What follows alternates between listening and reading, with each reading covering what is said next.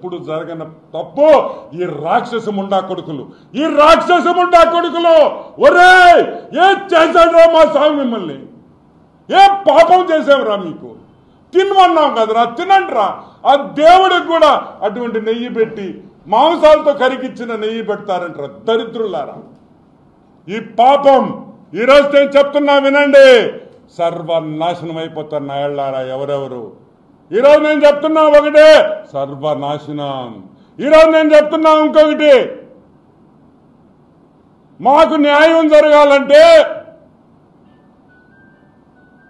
Subbareddy Dharmareddy